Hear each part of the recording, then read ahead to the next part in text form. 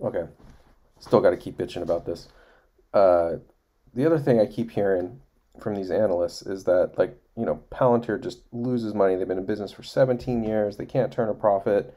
But these same analysts are praising companies that burn money at the same goddamn rate. I'd almost think I was looking at the same company here, except I did notice that Palantir made twice as much revenue as Snowflake made, but they sure as shit both lose money at incredible rates.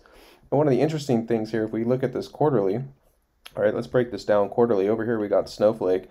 Well, Snowflake continually burns money, and Palantir has a dumpster fire and then seems to sort of course correct and is sort of trending in the right direction. But Palantir is overvalued, and Palantir is a dumpster fire, and Palantir is the one that's worth, a third of what the price is today in its dark days. But Snowflake's getting upgrades. Snowflake's getting all this fucking praise. Dude, it's a column R database, people. Do you even know what this tool is used for? I mean, this is the nail in the coffin of why we know that analysts don't know what the F they're talking about. It's because they don't even know what these products do or what they're used for. Watch my video on Snowflake. You can learn all about what it does, how it's largely undifferentiated in the market. It burns money at an incredible rate, more so than Palantir. And it's also just a tool that plugs into Foundry. Okay, it's a tool in the tool chest of the Big Data OS. It is not going to do data governance. It's not going to do write back. It doesn't have a tenth of the features that Foundry has, nor can it actually do like deployment of models and provide audit trails and operations support when when you actually use the end product of these things. So these analysts, they don't know what the F they're talking about, man. Like maybe they know the technicals really well, great, but they really don't understand these companies. And I mean, if you can praise Snowflake and then and give the stock upgrades and it's basically a dumpster fire, and then tell the world Palantir, whose TAM is way bigger than anything Snowflake's is going to be in the coming years, that's the company that is like, should be kicked to the curb. Like I really have questions here about where your head is at. And like, do you even know what the hell you're talking about? Like I understand the technical is great.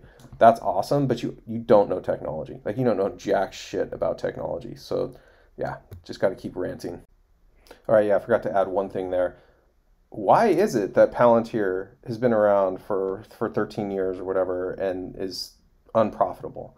Well, it's because the technology to enable this type of platform has only been made available since 2017. All right. So, like, 2017 was the year when we had the durable objects, really, really reliable durable object storage, the right instances we could spin up in the cloud with the right type of, CPUs, and the ability to bring all of this data in the cloud close to the compute and actually do research on it. That ability didn't exist before 2017, guys. You know what we used to do? We used to fucking buy servers. We used to rack them and stack them. We'd get through one iteration of this crap and then reorder the whole setup again, right? Like, and that, you know what that is? That's called a black hole you throw money into. That's why only governments and extremely rich FANG companies were doing this crap until 2017. So, like, if you're an analyst out there and saying, oh, they've been in business 17 years, they haven't fucking turned a profit. Well, no shit, asshole. Like, the whole industry was burning money trying to do this crap because it was an unprofitable venture until cloud computing democratized it, which is why this is the inflection point. This is the time, the perfect time for a company like Palantir to go public, because every company is trying to figure out how to do data science and ML initiatives like the goddamn Wild West out there. No one knows what they're doing. They're still burning money at an incredible rate. They're just throwing it into cloud services because they don't know how to produce a usable product. So at the end of the day, like if you're an analyst and you're sitting there, they haven't been profitable for 13 years. Just understand, it wasn't until 2017 that you could even attempt to do something like Foundry and make it affordable for the average company. Like it was literally something you would just a black hole data science research, you threw in money and out came some interesting insights. Today that paradigm has shifted and it shifted in 2017. So just make your starting point 2017.